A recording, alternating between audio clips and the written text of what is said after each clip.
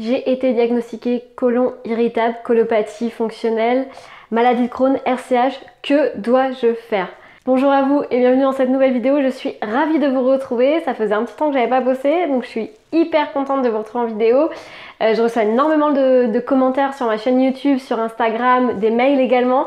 Merci du fond du cœur pour votre animation, pour votre confiance aussi et pour tous les partages que vous faites sur ma chaîne YouTube, l'entraide aussi également.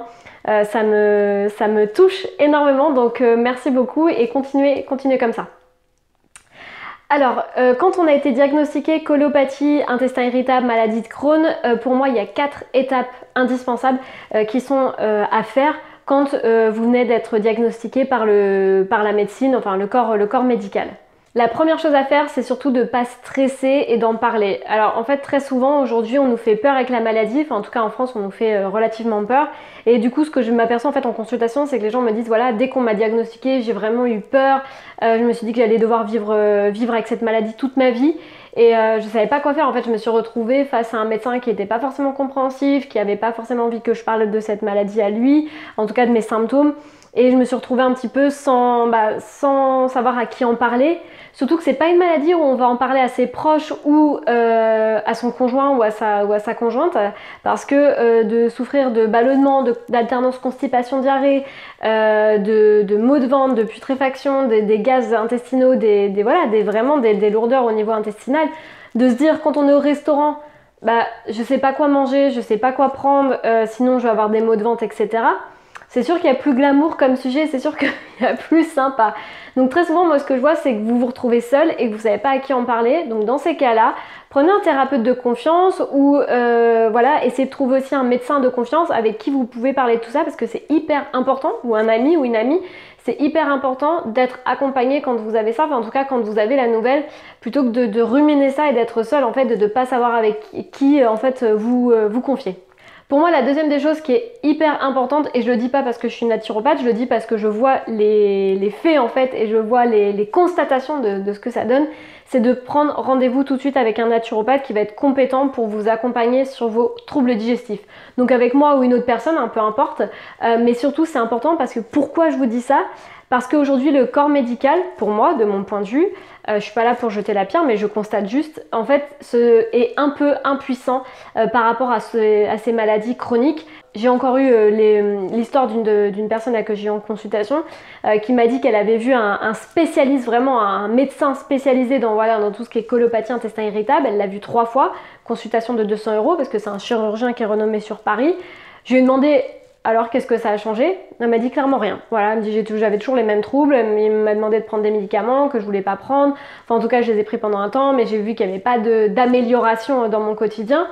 J'ai quand même déboursé quasiment plus de 600 € dans ces consultations, de 20 minutes je précise, chaque rendez-vous, pour finalement avoir aucun résultat sur ma santé. Donc, je l'ai eu en séance, je l'ai accompagné, et là depuis 80% des symptômes ont quasiment disparu de sa colopathie fonctionnelle. Donc moi ce que je vous dis en fait, c'est ce que je vois en consultation et ce que j'observe par rapport au retour des personnes que j'ai eu en consultation, qui me disent mais au bout de 3 jours j'ai quasiment plus rien comme symptômes. C'est quand même incroyable. Pourquoi on nous le dit pas? Pourquoi le médecin nous le dit pas? Alors ça c'est souvent ce qu'on me dit en consultation. Mais Coralie, si c'était aussi simple, mais tout le monde le saurait. Mais je dis oui, mais le problème c'est comme si par exemple votre baignoire elle est bouchée, vous devez faire intervenir un plombier, c'est comme si vous appelez votre garagiste. Il va vous regarder, il va vous faire par contre, moi je suis garagiste, je suis pas plombier. En fait, pour la partie médecine et la partie naturo, c'est pareil. Le corps médical est absolument formidable pour ce qui est du diagnostic. Ils ont fait des études pour diagnostiquer la maladie. Par contre, pour travailler sur le terrain et expliquer les causes, pour moi, le naturopathe est beaucoup plus compétent, et aussi sur la partie alimentaire, plutôt qu'un médecin. Un médecin, il va avoir 2 heures de formation en nutrition sur 5 ans, contrairement à un naturopathe qui passe quand même énormément de temps à travailler sur tout ce qui est aliments, digestion, etc., les impacts que ça a au niveau des organes. Et du coup, c'est pour ça qu'on me dit, bah oui, mais pourquoi mon médecin ne me l'a pas expliqué? Parce que ce n'est pas sa fonction. Sa fonction à lui, c'est de vous diagnostiquer, de savoir ce que vous avez au niveau du corps. Quand on va voir un médecin, il va vous dire vous avez une angine, colopathie, vous allez faire tels examens, etc. Il va vous envoyer vers des professionnels de santé qui vont vous diagnostiquer. Donc ça, c'est très important de comprendre ça. Donc pour moi, voilà, deuxième étape, d'aller voir un professionnel de santé, un thérapeute, un naturopathe qui va vous aider effectivement à mettre en place une nouvelle hygiène de vie, à mettre en place une nouvelle routine pour vraiment comprendre ce qui vous arrive, vous expliquer les liens et aussi vous dire quoi manger concrètement pour éviter ces troubles-là. Je sais que vous êtes nombreux à passer énormément de temps sur des sites internet, sur des forums, à acheter énormément de livres sans vraiment trouver de solution. Je sais que vous testez des régimes FODMAPs, des régimes sans gluten, sans lactose, parce que c'est souvent ce qu'on vous dit. Hein. Les médecins aujourd'hui disent bah voilà, il faudrait peut-être manger sans gluten et sans lactose, en tout cas sans produits laitiers, ce qui est déjà plutôt une bonne chose, mais ça ne fait pas tout. Parce que très souvent, moi je vois en consultation, vous me dites, vous venez avec ce type de choses et vous me dites bah en fait ça n'a pas trop solutionné mes troubles. Mais oui, je constate et je suis d'accord parce qu'il y a encore d'autres paramètres et d'autres facteurs à prendre en compte quand vous avez ce type de pathologie. Troisième point, pour moi le plus important pour éviter toute récidive de colopathie, d'intestin irritable et de maux de ventre à répétition, c'est de faire un réglage précis, c'est-à-dire individualisé, en fonction de vous, si vous êtes sportif, si vous êtes plutôt quelqu'un qui va être dans le mental, si vous êtes plutôt un tempérament frileux. Voilà, c'est des choses qu'on va prendre en compte au sein du bilan de naturopathie. Et digeste surtout parce que très souvent quand vous souffrez de maux digestifs, c'est que votre alimentation n'est pas du tout digeste. Alors moi il y a des personnes qui me disent mais si pourtant je mange des légumes quasiment matin, midi et soir. C'est pas parce que vous allez manger des fruits, des légumes que votre alimentation elle est considérée comme saine. Ça c'est important de revenir sur ça parce qu'aujourd'hui on nous fait la propagande de manger 5 fruits et légumes par jour et on se retrouve avec des gens qui ont complètement le tube digestif détraqué à force de manger des fibres.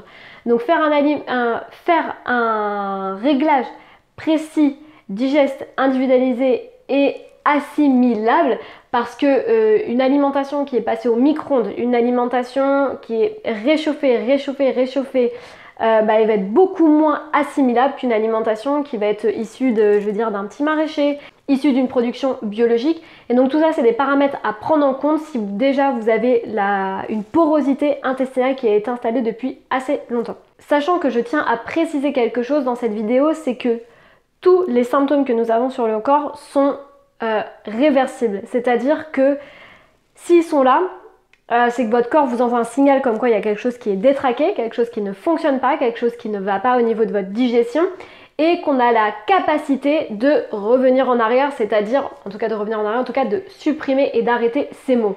On ne vit pas avec des maux au quotidien, ce n'est pas normal d'avoir des troubles digestifs, ce n'est pas normal d'avoir le ventre qui gonfle après avoir mangé, ce n'est pas normal d'avoir de l'alternance constipation-diarrhée, ce n'est pas normal d'être constipé. Tous ces mots-là vous indiquent qu'il y a quelque chose que vous mettez dans votre tube digestif qui ne va pas, qui n'est pas respecté au niveau de la physiologie, qui n'est pas respecté au niveau des combinaisons alimentaires, en tout cas que votre assiette n'est pas digeste et du coup en fait votre corps vous alerte sur ça. C'est comme si vous mettez tout le temps, tous les jours de l'huile de coco dans votre baignoire. Je pense que votre baignoire ou votre douche va très fortement apprécier ça, puisqu'on sait que ça bouche les canalisations. Et bien en fait c'est comme l'alimentation, c'est-à-dire que si tous les jours vous mettez quelque chose qui n'est pas bon pour votre tube digestif, au bout d'un moment il va jeter l'éponge et il va se boucher, enfin en tout cas il va créer des maux digestifs pour vous dire hey, il y a quelque chose qui ne va pas dans ton alimentation, change.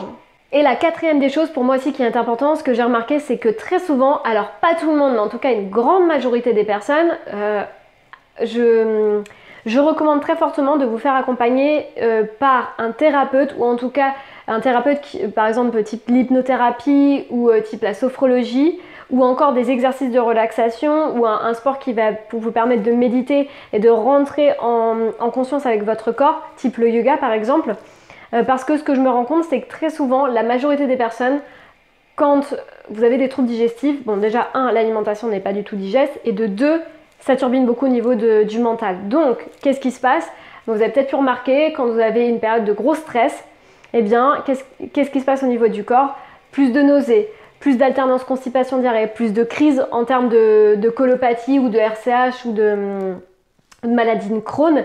Parce qu'effectivement, on sait aujourd'hui que le mental est lié à l'intestin, mais pas que.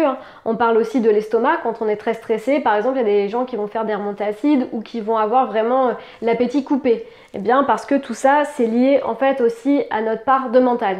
Et ça, c'est vraiment important de comprendre qu'il y a une grosse partie, en tout cas, il y a un gros travail sur la partie alimentaire. Si vous appliquez les conseils que je vous donne en consultation, vous avez 80% des résultats qui sont tout de suite visible. Et pour moi, il y a aussi une partie, je vais dire, plus mentale à travailler pour les personnes qui sont beaucoup dans le mental, où au moins il y a 20%, voilà, où il faut se détendre, se relâcher, ne plus partir dans les pensées et le petit train qui s'emballe en fait, ou enfin le petit vélo, et qui ne sait plus s'arrêter. Donc ça, c'est important. En tout cas, ce que je voulais vous passer comme message dans cette vidéo aussi, c'est un message d'espoir, c'est-à-dire que je reçois tous les jours des messages de personnes qui sont au bout du rouleau, qui me disent qu'elles ont tout essayé, qu'elles ont vu plein de médecins, etc.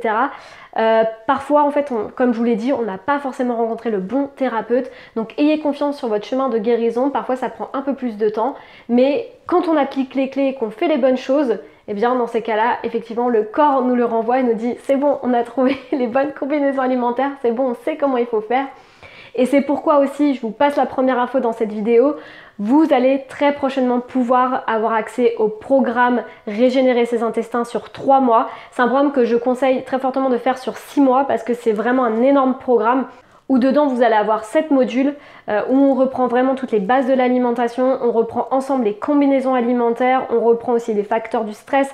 Vous allez avoir un module justement pour vous reconnecter à vous, à vos émotions, à votre mental, et vraiment un énorme pavé, je vais dire, différents modules sur la partie alimentaire, des plans alimentaires en fonction de justement de la colopathie, maladie de Crohn, intestin irritable, et un dernier module où dedans vous pourrez vous-même faire votre propre protocole en fonction de vos maux. Il y aura aussi des experts qui vont intervenir dans ce programme sur tout ce qui va être huile essentielle, compléments alimentaires, un coach aussi spécialisé dans tout ce qui est développement de votre intuition, mais aussi développement des émotions qui sont rentrées, qui sont cachées et qui, à long terme, fabrique des mots en fait sur notre corps. Et ça, j'ai vraiment hâte de partager tout ça avec vous et ça sera très prochainement. Je vous mettrai d'ailleurs le lien juste en dessous pour vous inscrire si vous le souhaitez à ce programme en ligne, et j'ai vraiment hâte en fait de vous donner vraiment toutes les clés de A à Z. Ça va vraiment être un gros programme où vous aurez en fait toutes les clés en main et vous n'aurez plus besoin de passer des heures et des heures à acheter des livres, lire des théories, tester des choses et surtout à vous détraquer la santé et à perdre en fait énormément de temps, alors que les clés pour la guérison aujourd'hui, on sait ce que c'est. Enfin, moi en tout cas, je les ai observées en consultation parce que j'ai mené plus de 500 consultations et je sais ce qui fonctionne aujourd'hui, et c'est pour ça que j'ai envie de le transmettre encore plus en fait en profondeur à travers cette formation en ligne. En tout cas, je vous dis de prendre soin de vous. Votre corps, c'est le bien le plus précieux parce que vous le savez très bien, mais sans énergie, quand on a des maux, des troubles toute la journée, c'est compliqué en fait de vivre la vie qu'on a envie, de s'épanouir, de pouvoir faire un resto, etc.